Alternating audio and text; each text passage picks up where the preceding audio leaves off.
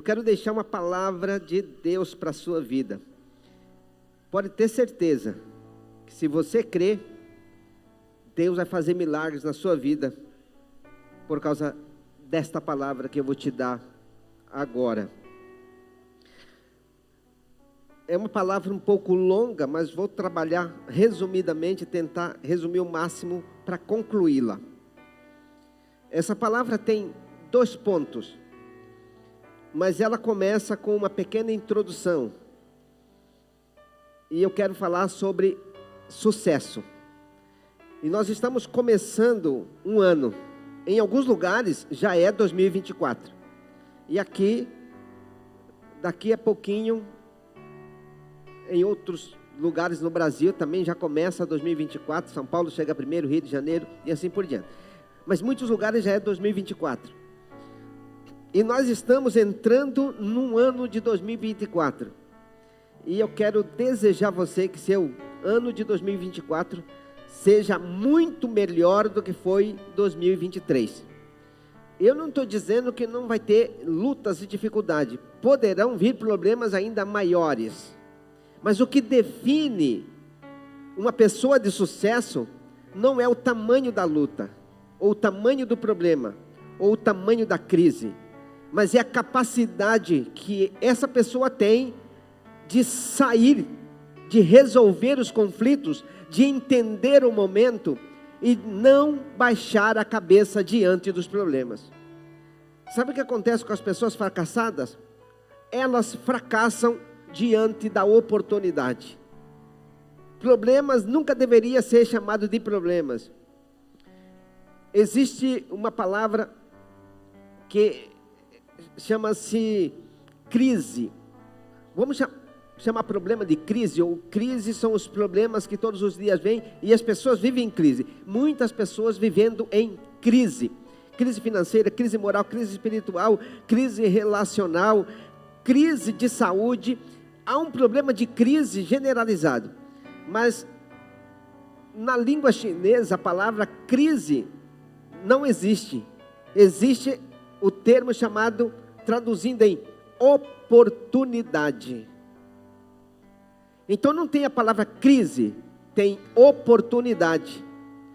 Quando aparece a crise, nunca deveria ser chamado de crise, mas de oportunidade. E você vai entender que pessoas de sucesso, elas não ficam abraçando, enrolando e lamentando, ou digamos que agarrado com o problema. Elas entendem o problema como uma oportunidade.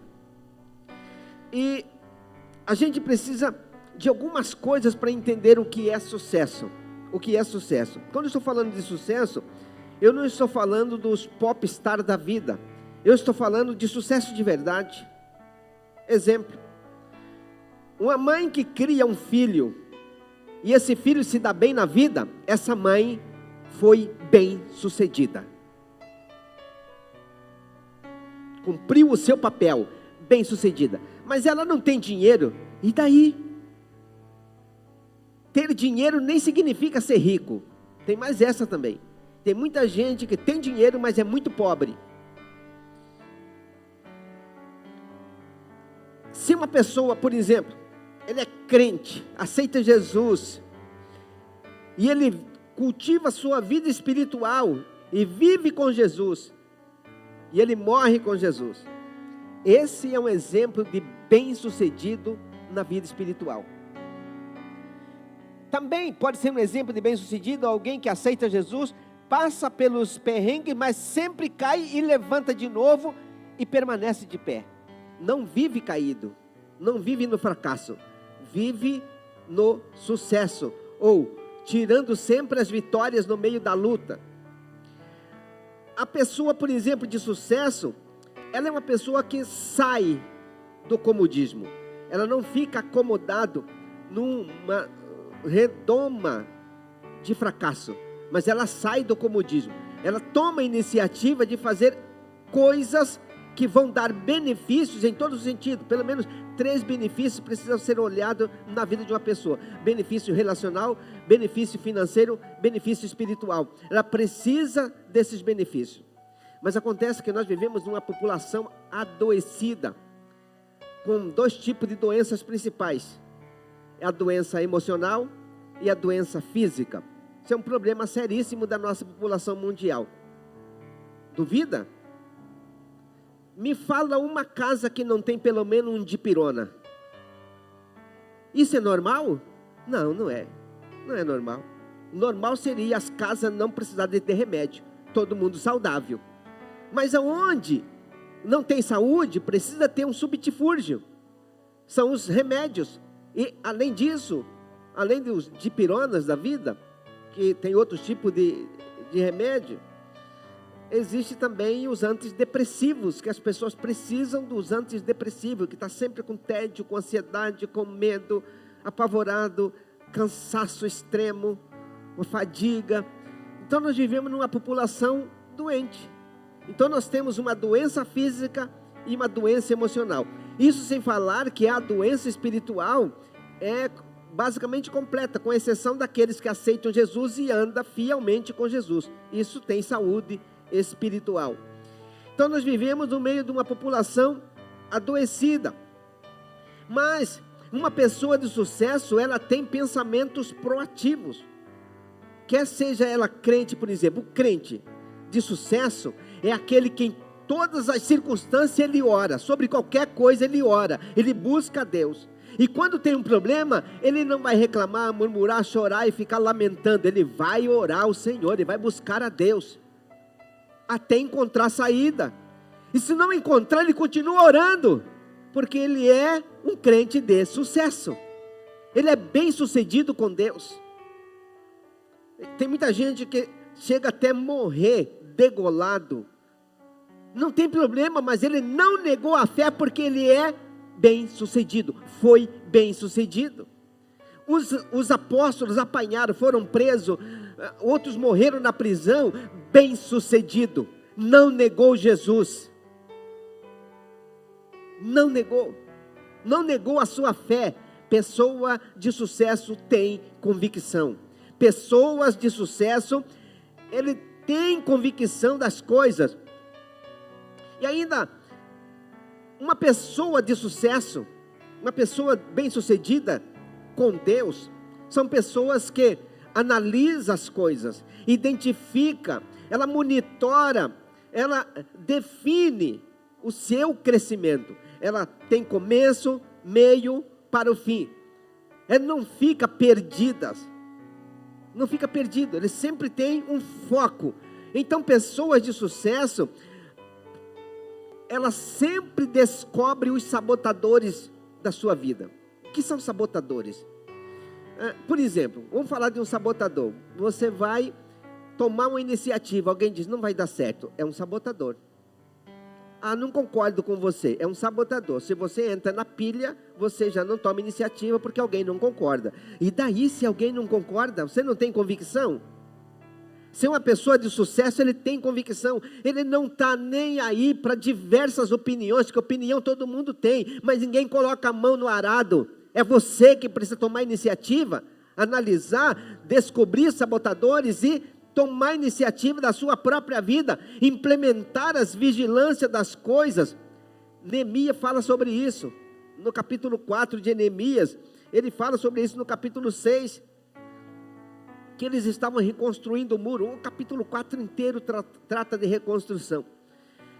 E eu construí esta palavra baseado na reconstrução de Neemias, porque eles foram para um outro país, depois de 70 anos eles voltaram e começaram a reconstruir a cidade de Jerusalém, o muro, o templo e tudo, mas baseado em alguém, como era Neemias, e outros sacerdotes que estavam com eles, eram pessoas de sucesso, não tinha nada que os parava. Se a gente pegar todos os textos, que não vou entrar nos textos por causa do tempo, mas o texto mostra que os sabotadores estavam por ali, todo mundo reclamando, jogando seta e dizendo, não vão conseguir construir coisíssima nenhuma, se alguém encostar nesse muro, esse muro vai cair, porque está sendo feito muito fraco, eles não têm força nem para fazer um muro, e estavam direto falando coisas. As pessoas podem falar coisa de você, e não tem nenhum problema elas falarem, e daí? Se falaram mal de Jesus, falam mal de Deus, falaram de todo mundo, não vão falar de mim? E por que eu tenho que dar crédito às conversas fiadas? Ou eu não tenho convicção do que eu quero? Se eu tenho um Deus, eu acredito, então eu não tenho que ligar para as conversas que não faz sentido. Mas quem é que sabe disso? Quem tem propósito. Quem não tem, vai com qualquer conversa. Tudo que ele não lidera a vida, não lidera a própria vida. Deixa as coisas levarem, deixa o vento levar, deixa as ondas levarem. Não, nós temos um Deus, nós temos um propósito, nós temos um caminho. Nós temos um Jesus na nossa vida, que diz: eu sou o caminho, a verdade e a vida. Ninguém vem ao Pai a não ser por mim, disse ele. Então ele é o caminho e eu entro no caminho, e não importa quem está do lado direito, do lado esquerdo, na beira do caminho, falando o que tem que falar, eu sigo o meu caminho, que é Jesus. Convicção. A pessoa de sucesso com Jesus tem convicção de onde e para onde está indo. E aí eu coloco 2 pontos que eu quero falar com você nesta noite. O primeiro é 5 razões mais comum de um fracasso ou de um fracassado. 5 coisas que acontecem na vida de quem fracassou, está fracassado ou vai fracassar. 5 coisas, tem muito mais, mas eu anotei essas 5 coisas para a gente andar rápido. Primeira coisa que leva uma pessoa para o fracasso, chama-se incerteza. Incerteza. Incerteza é o mesmo que indecisão. E sabe o que indecisão, incerteza descarrega? Ela leva a pessoa para um estado de desalento e frustração. Uma pessoa que não tem convicção, uma pessoa que está com incerteza, na indecisão, ela vai para o desalento e para a frustração. Não tem muitas pessoas frustradas? São pessoas que não tinham convicção do seu caminho, da sua história, da sua vida, do seu projeto, do seu propósito.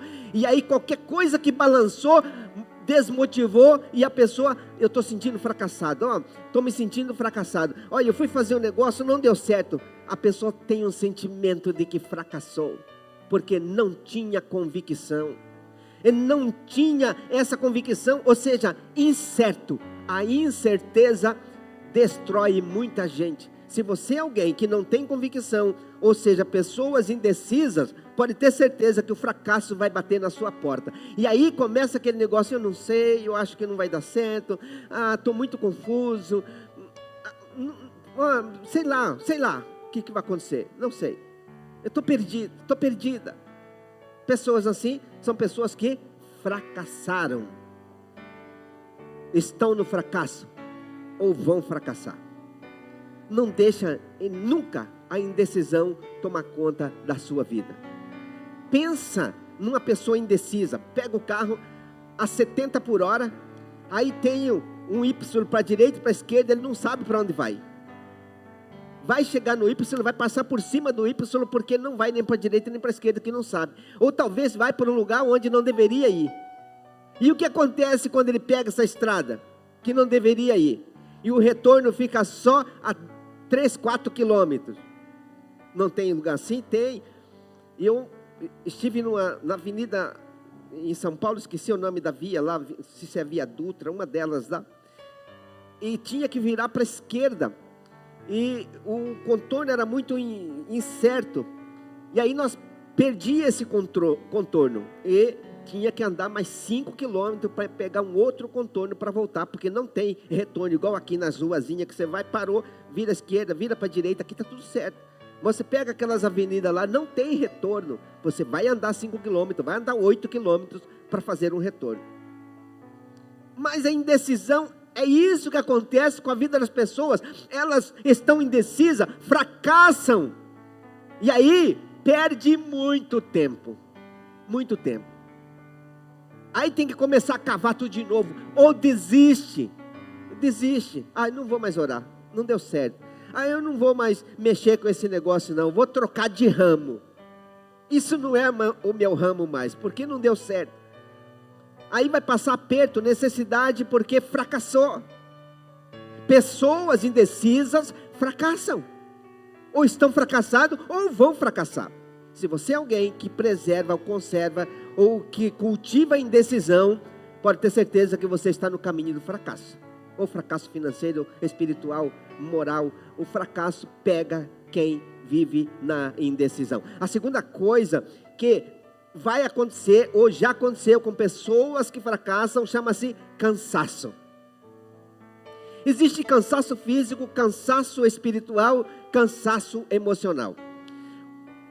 Todos os cansaços são ruins, mas o cansaço físico é bem menor o problema com a maioria das pessoas. A maioria das pessoas não tem cansaço físico. A maioria das pessoas tem cansaço emocional. E uma outra parte tem cansaço espiritual. Cansaço físico, pouquíssimas pessoas têm. Deixa eu explicar para você o que é a diferença de uma coisa para outra. Cansaço emocional está incluso todos os processos de sentimento, de mágoa, tristeza, angústia, decepção, frustração, desalento. Esse sentimento, ansiedade, medo, angústia, depressão, todos esses sentimentos estão ligados a cansaço emocional. E qual é que é cansaço físico? Aquela que a pessoa trabalha no pesado, trabalha, aí o corpo está cansado, mas se ele dormir 8 horas, ele recupera e volta no outro dia 100%. E isso é cansaço físico. Preste atenção, cansaço físico com o sono recupera. Se não recupera com o sono, não é cansaço físico, é cansaço emocional. E há muitas pessoas com cansaço espiritual, ora, e continua aborrecido com a vida. O céu está de bronze, fechado, tem alguma coisa errada nesse negócio.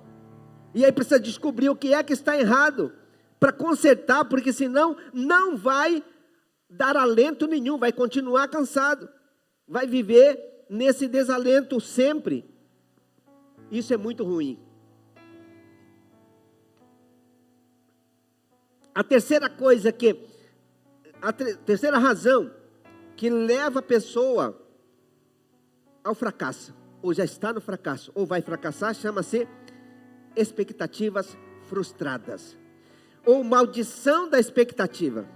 Vou falar só um pouquinho coisa, porque o tempo não dá para a gente esmiuçar, esse assunto é muito grande. Expectativa frustrada. A pessoa volta para casa feliz da vida, dizendo: eu vou chegar lá, o almoço está pronto, eu vou almoçar, e daqui a pouco, e chega com fome, chega a panela, está limpo, não tem nada, nem sinal. Ela fica numa decepção, uma frustração. Ninguém nunca passou por isso? Gente, isso mata muita gente. Dá pé de briga, reclamação. Depois, na outra semana, ainda está jogando na cara: naquele dia você não fez almoço para mim, que não sei o quê. Gente fracassado vai reclamar da vida, vai reclamar dessa situação. Pessoas de sucesso não reclamam. Olhou, não tem nada, peraí, o que eu posso fazer? Estou vendo farinha ali, estou vendo ovo ali. Pá, joga os dois, 5 minutos depois está comendo. Normalmente eu não faço isso porque minha esposa faz, mas tem vezes que eu digo para ela: não mexe com nada, porque eu quero testar minha capacidade de improvisar.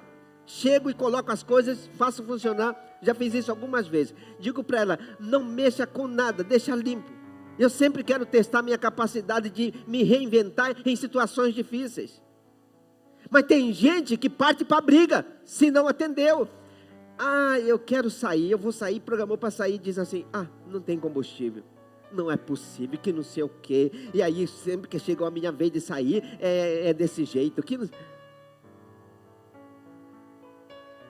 Gente, a frustração é terrível. E tem gente que fracassa por causa da frustração. Ou vai fracassar, ou já está fracassado. E o que é fracassado na frustração? Pessoas que tiveram esses momentos, se decepcionaram, e aí ele guarda um ressentimento e sempre está reclamando de uma outra coisa, mas nasceu ali o fracasso, nasceu naquela decepção.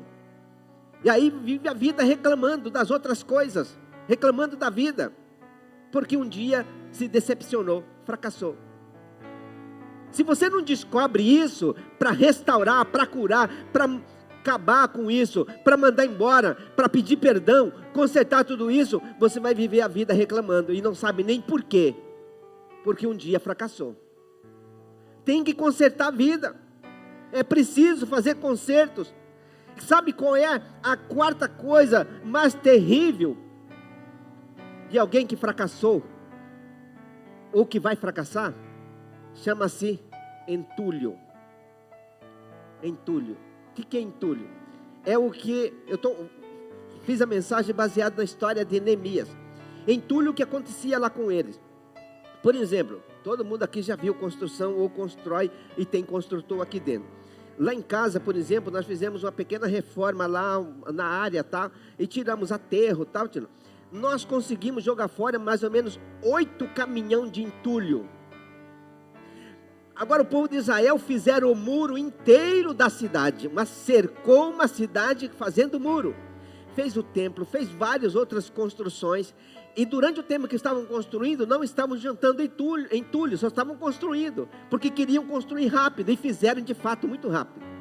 E aí o texto, aqui no livro de Neemias capítulo 4, a partir do versículo 10, ele disse que eles estavam muito cansados, trabalhando, porque eles trabalhavam de dia e de noite.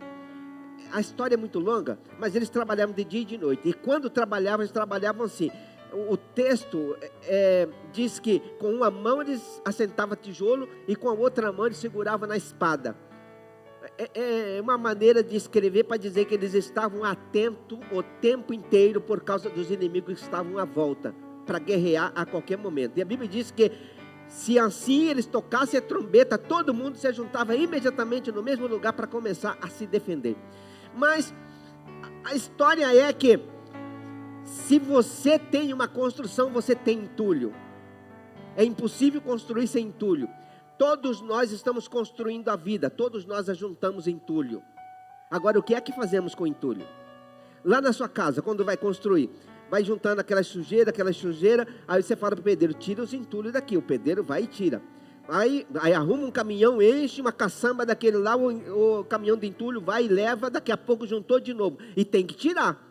Não dá para ficar a casa cheia de entulho. E por que que dentro do coração as pessoas guardam entulho?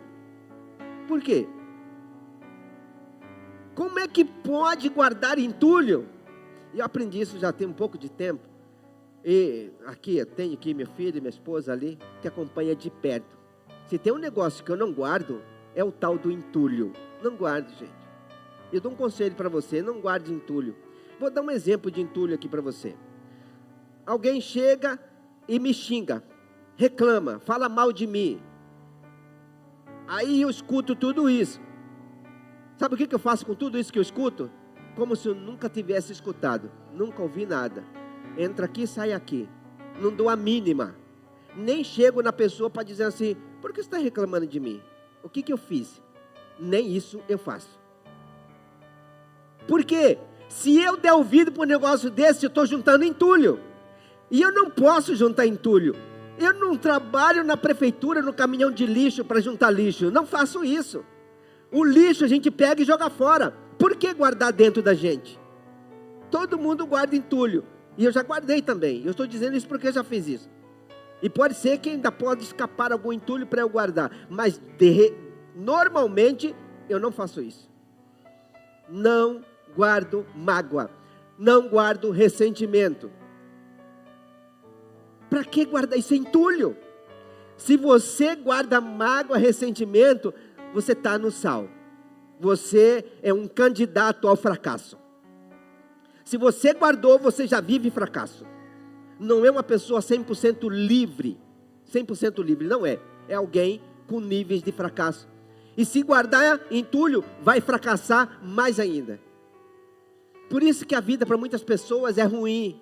Não é uma vida que celebra. Você celebra quando come, quando descome, celebra quando bebe, quando desbebe. Você celebra quando anda, quando para, quando dorme, quando trabalha, quando recomeça. Celebra quando as coisas estão boas e quando não estão boas, celebra do mesmo jeito, porque a vida com Jesus é muito mais do que qualquer outra coisa que acontece. Não dá para guardar entulho. Não faça isso. Diga para alguém do seu lado, nunca guarde entulho. Se alguém falar mal de você, olha o que diz a Bíblia. Se alguém falar mal de você, você fale bem dele. Isso é não guardar entulho. Agora, se alguém falar mal de você, você reclame dele. Isso é guardar entulho. Se alguém falar mal de você, você tira satisfação. Você vai guardar entulho porque vai dar bate-boca.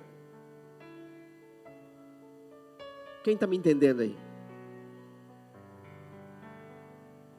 Diga para alguém do seu lado, não guarde entulho. Mesmo se eu jogar, fala para ele, mesmo se eu jogar. Que marido e mulher é bom para jogar entulho no outro. Gente, é bom nesse negócio. De novo, você reclama, quando você dá uma dessa, de novo, você está jogando entulho. Poderia não falar de novo, podia dizer, meu amor, podemos conversar, você pode me ouvir um pouquinho? Aí não é jogar entulho. Posso falar? Pode, não é jogar entulho. Posso falar? Agora não, não fala, porque se falar vai jogar entulho. Eu não posso jogar entulho em ninguém, mas também não posso carregar entulho de ninguém. Quem está me ouvindo, diga glória a Deus. Quem não ouviu nada, diga misericórdia. Daqui a pouco tem muita misericórdia aí. Não quero ouvir isso. Isso é muito ruim. A última coisa que eu vou falar hoje aqui, que eu coloquei na lista, que leva as pessoas para o fracasso, e fracassa mesmo, chama-se medo. O medo é um problema sério, porque o medo carrega a gente para a indisposição, faz a gente fugir da oportunidade, faz a gente fugir das coisas boas, porque o medo faz com que a gente olhe uma oportunidade como um terror. Digamos que alguém diz assim, para você, chega aqui e fala assim, a partir do mês que vem você vai pilotar um avião. Deus me livre, não vou. Eu nem sou piloto. Essa é a reação de todo mundo. Mas o bem-sucedido diz assim, peraí, como eu faço isso? Tem um curso que eu possa já começar hoje? Esse é o cara bem-sucedido. O fracassado diz, não, Deus me livre, não vou nem pensar nisso. O que você pensaria nesse caso? Se alguém dissesse para você, a partir do mês que vem você vai pilotar um avião. O bem-sucedido diz assim, por onde eu começo? Qual é o curso que eu vou fazer? Vou lembrar de novo um negócio que aconteceu. Há trocentos anos atrás, eu entrei para estudar na Unic. Esse curso eu não terminei. Mas eu estava lá, aí eu conheci umas histórias de algumas pessoas. E vou direto ao ponto. A pessoa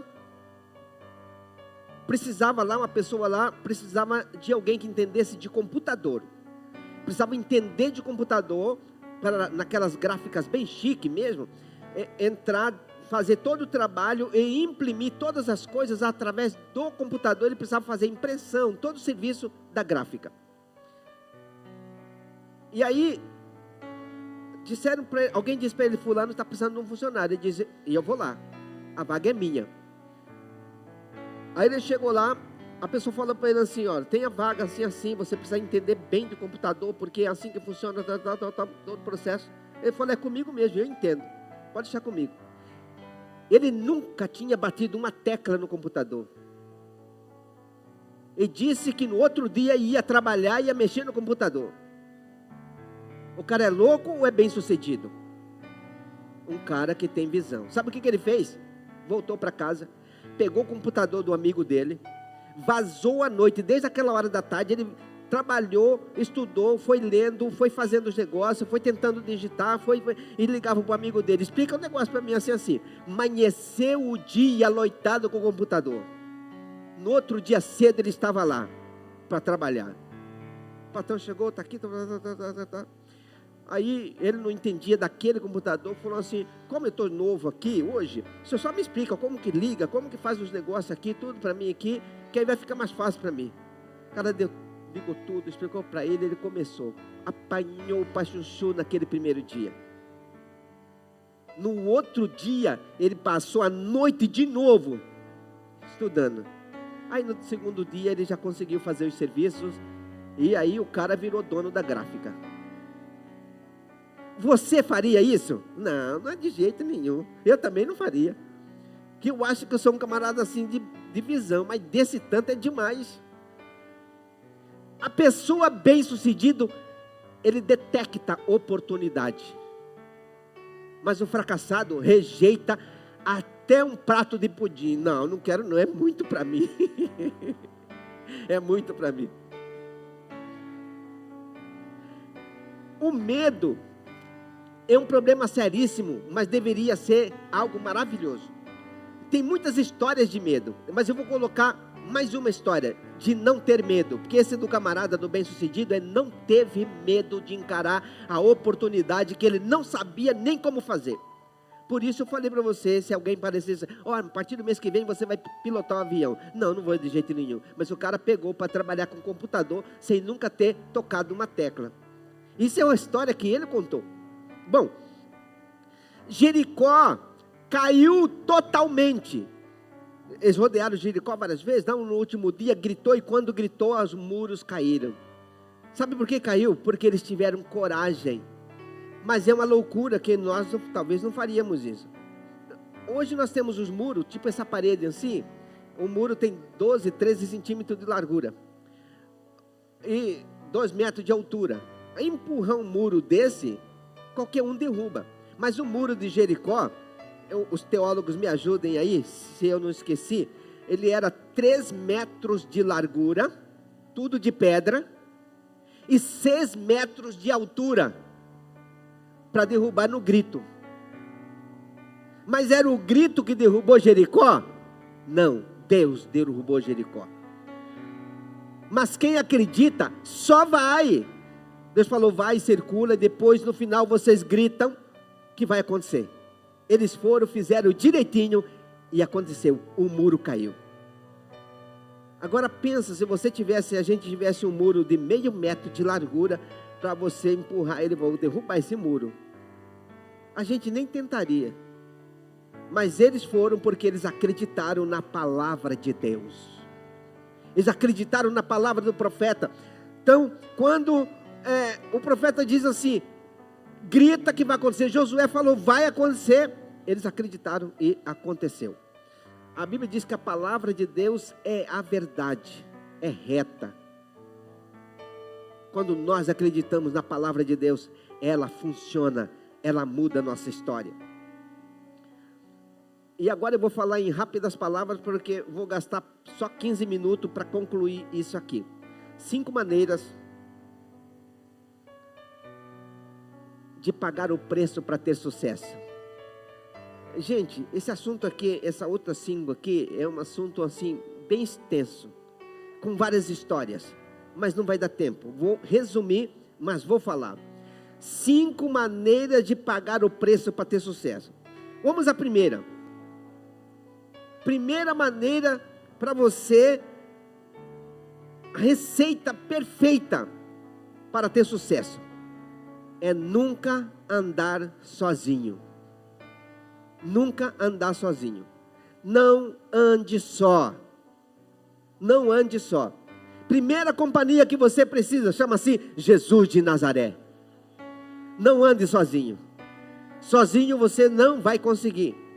Mas além de Jesus, que mais companhia nós precisamos? Nós precisamos de gente. Não dá para viver sozinho nem independente. Todos nós precisamos de pessoas. Não dá para desprezar pessoas, de hipótese alguma. O que eu falei sobre pessoas, bom, deixa eu passar para cá, senão vou entrar noutra história. Mas não dá para desprezar pessoas de jeito nenhum. Mas nunca ande sozinho. No livro de Números, no capítulo 11, no versículo 16, o Senhor disse a Moisés, reúna 70 autoridades de Israel e ore com eles, consagre eles para que eles possam te ajudar no serviço. Moisés fazia a obra, mas Deus disse, traga 70 para te ajudar. Todos nós precisamos de colaboradores, de ajudantes, de gente conosco. Todos nós precisamos. E muitas vezes a gente quer fazer as coisas sozinho. A gente precisa ter pessoas de confiança que a gente conversa. Existe uma ideia aí que as pessoas muito falam na internet, em outros lugares, de que você não pode contar seu sonho para ninguém. Eu sou contra essa ideia de que você não pode contar seu sonho para ninguém. Sonho é para ser contado. Ah, mas José contou o sonho e deu problema. Não, José contou o sonho e deu tudo certo com o sonho dele. Perfeito. Como que você pode viver e ser bem sucedido se não houver contestação? Se não houver luta, se não houver como amadurecer sua fé? Sabe como que amadurece a nossa fé? Luta, crise, problema. Ninguém tem fé madura se não passar por problemas e problemas difíceis. O que amadurece a fé são as lutas. José viveu esse momento das lutas. E Deus foi canalizando tudo para ele. Sonho é para ser contado, mas vai dar problema. É para dar problema mesmo. Ou você não tem confiança de que você vai vencer os problemas para dizer assim, eu venci. Não tem vitória quem não passa pelas lutas. Eu nem vou entrar nos outros detalhes dos outros sonhos, mas todos os sonhos precisam ser contados, e todos eles vão ter embates, e todos eles vão ser bem-sucedidos. Pensa num camarada que cresce 7, 8 anos, 12 anos, 15 anos, e ele quer fazer curso de direito, ou de medicina, ou de gastronomia, ele quer estudar, mas ele nunca fala nada para ninguém, nem para o papai, nem para a mamãe. Vai funcionar? Pode até funcionar, se ele trabalhar sozinho, ele mesmo constrói o dinheiro para pagar e sustentar. Mas se ele quiser patrocínio, ele precisa dizer, papai, vou fazer o curso de tal coisa, seu patrocínio para mim, tudo certo, pode ir lá, eu pago para você. Mas ele contou o sonho, por isso tem patrocínio. Deus vai patrocinar os seus sonhos, não se preocupa com os caluniadores. E se tiver luta, Deus vai amadurecer e você vai poder dizer assim, eu venci. José é prova disso. A segunda coisa que uma pessoa precisa para poder garantir que o seu preço está sendo pago e o sucesso vem, chama-se oração. Crente tem que orar. Crente não pode confiar na sorte. Crente tem que orar tudo em oração. Tem tal coisa? Oração. Isso aqui, oração também. Coloca tudo na lista de oração. E de vez em quando um jejum faz bem demais, gente. Jejum é um negócio fenomenal. Sabe o que acontece? Sabe o que as pessoas têm muitas colesterol, diabetes, triglicerídeos, como é que chama essa outra que dá no sangue, adoça o sangue? Diabetes, sei lá, tem um monte de doenças. Essas doenças desapareceriam para todo mundo se jejuasse. Ah, mas jejum intermitente funciona. Que seja intermitente, não intermitente, mas jejua. Fica sem comer para ver se o organismo não consome a gordura que está lá e o açúcar que está lá também. Consome tudinho. Sara, mas não quer jejuar, tem que tomar remédio.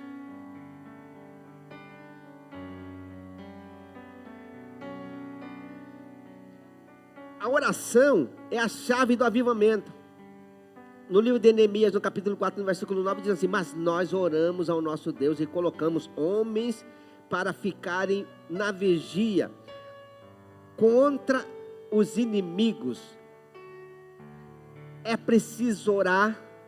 E eles colocaram homens na vigilância. Aqui, ali, todo mundo na vigilância. Eles oraram e colocaram vigilância. A Bíblia diz assim, vigiai e orai, para que vocês não fracassem, para que não caias na tentação. Não tem como ter vida cristã sem vigilância. É impossível viver vida cristã sem vigilância. É preciso vigiar. Vigia, criatura. Tem que estar vigilante, porque o diabo, vosso adversário, anda rugindo como leão, buscando quem possa tragar. A gente precisa estar vigilante. Cuidado com as coisas, cuidado com o que fala, cuidado com o que pensa. Vigilância é algo extraordinário. Nem adianta orar se não vigiar. Mas se você é vigilante, a oração vai fazer um efeito poderoso. Jesus disse, vigiai e orai, para que não caias em tentação. Eles fizeram isso, eles oraram e colocaram vigilância. Põe câmera de vigilância, mas tem que orar. Porque de repente se não ora, cai a energia, a câmera não pega mais nada. Tem que estar sempre orando. Porque se não estiver orando, aí a dimensão espiritual vai fracassar e o problema vai aparecer, vai se tornar volumoso. A terceira coisa que todo cristão precisa, a terceira maneira de pagar um preço para ter sucesso, chama-se renovação de forças. Jejum renova a força, a oração renova a força, a adoração renova a força, louvor renova a força. Todas as dinâmicas espirituais precisam estar presentes na nossa vida. Tem que estar sempre cantando, adorando a Deus, coração ligado, mente ligado no Senhor. É preciso renovação. Por exemplo, fala aqui um exemplo de renovação. Normalmente a gente tem culto domingo e quinta-feira, e nem todo mundo vem na quinta-feira e nem todo mundo vem dia de domingo. Mas nós vamos ter um momento de renovação aqui na nossa igreja, e vai começar amanhã. 12 dias. Dá para pegar um embalo de renovação? Dá. Faça um esforço de estar presente nos 12 dias. Já inaugura amanhã, um grande avivamento amanhã na abertura, e a gente passa 12 dias no processo de renovação, jejuando, orando, lendo Bíblia e cultuando. Pega no tranco e a gente vai caminhar mais longe ainda. Já viu que esse carro que não está conseguindo, bateria não funciona direito, você dá uns empurrão nele, ele pega, aí vai embora. Então a campanha, vamos dar esse empurrão em nós mesmos, para a gente ir mais longe. Renovação é necessário. E aí tem outros textos aqui da renovação, mas eu nem vou ler. Vou para o quarto ponto. Recondicione, realinhe-se. É necessário recondicionamento. Recondicionamento é uma palavra muito comum em muitas áreas. Uma delas é na mecânica. Quando você tem um motor que não funciona mais, o motor está batendo, está ruim. Tem algum mecânico aí? Não tem, né? Tem mecânico lá, muito bem. Aí você pega e passa esse motor, dá um bronzeamento nele, põe camisa nova nele e tal. E aí você pega esse motor que foi recondicionado, você põe de novo para funcionar, ele vai como novo, porque é recondicionado. Claro que nós já somos crentes, não tem como converter de novo, mas tem como recondicionar, dar uma garibada boa nela, colocar coisa nova. E coisa nova que a gente precisa colocar é encher da palavra de Deus, renovar a nossa fé. É preciso renovação, a gente precisa renovar todos os dias. A Bíblia diz: antes renovai a vossa mente. Na renovação da mente, isso está escrito no livro de Hebreus, no capítulo 12, fala sobre essa renovação, que nós precisamos renovar a nossa vida.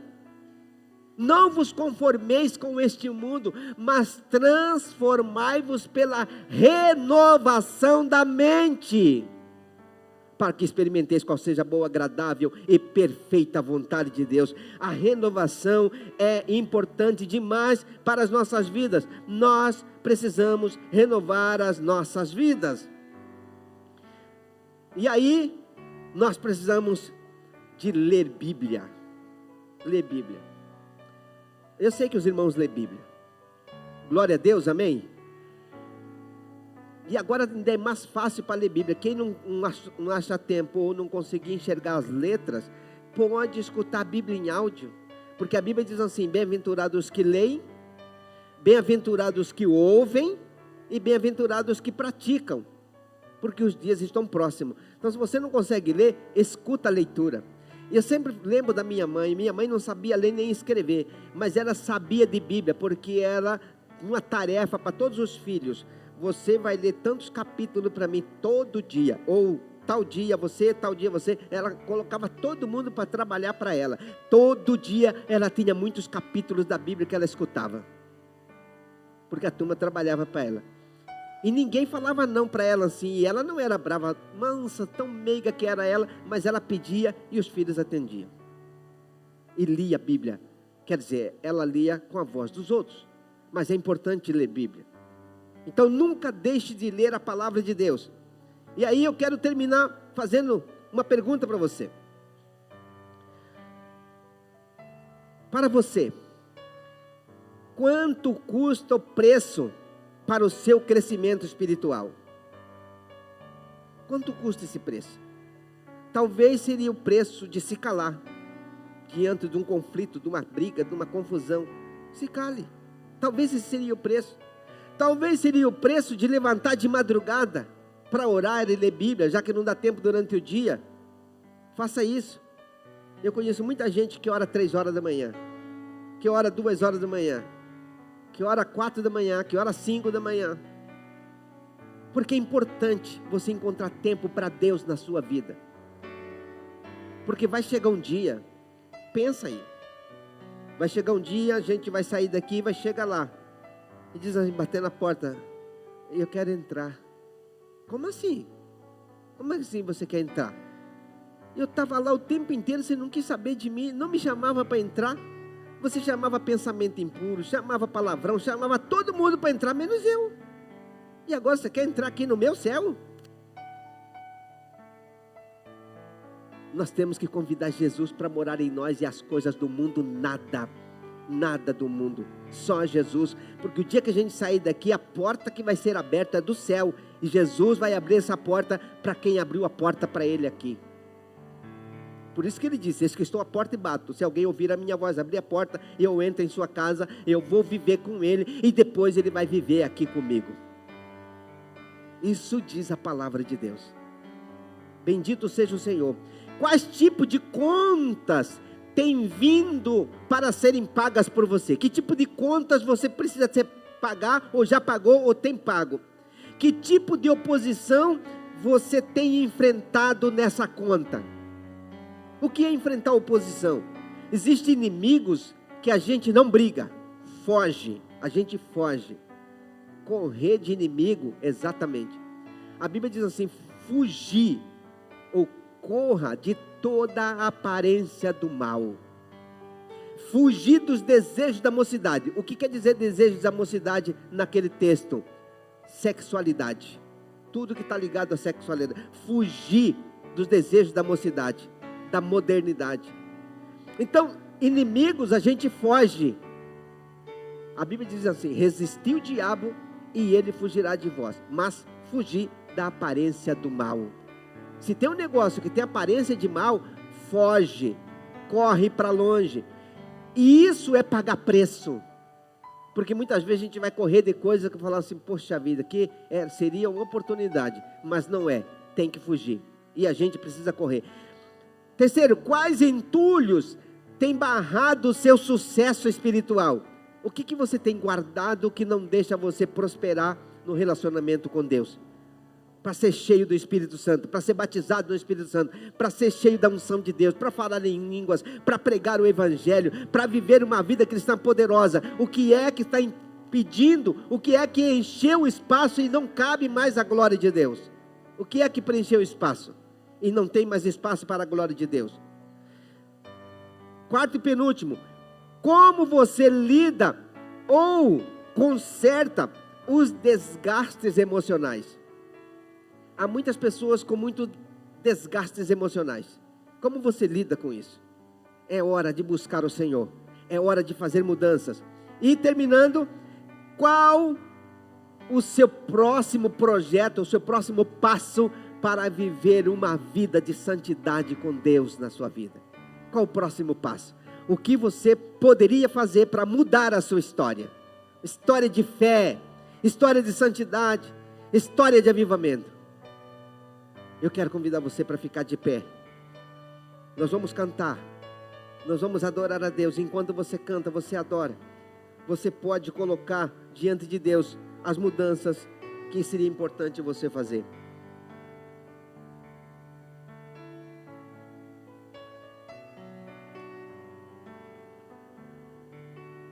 Glória a Deus. Eu quero fazer uma oração com você. Tem alguma coisa que você entendeu e que precisa mudar na sua vida hoje, aqui e agora? Se você entendeu uma coisa que você precisa mudar, então você pode fazer o seu compromisso agora com Deus, dessa tal mudança que você vai fazer. Se você entendeu, faça isso. Se não entendeu, não tem nenhum problema. Jesus te ama e vai continuar consertando a sua vida, a minha vida, a nossa vida e nos moldando para morar no céu. Mas se tem algo que você quer mudar hoje, aqui e agora, então você coloca a mão sobre o seu coração e eu quero fazer uma oração com você para a gente colocar na mão de Deus essa mudança que nós entendemos que vamos fazer hoje. Talvez uma delas é tirar entulho, talvez a outra delas é acabar com o medo, talvez a outra delas é você passar a partir de hoje a ter convicção do que Deus tem na sua vida e abra mão das incertezas, das dúvidas. Então vamos, ora comigo. Se você vai fazer essa oração, repita assim comigo, diga: Senhor Deus, em nome de Jesus, eu coloco a minha vida na tua presença e eu te agradeço pela oportunidade de entender o que preciso mudar, e em nome de Jesus, me dê força, me dê graça, me dê sabedoria para fazer mudanças que eu preciso fazer. Eu coloco a minha vida na tua presença e te agradeço por tudo, no nome de Jesus, amém.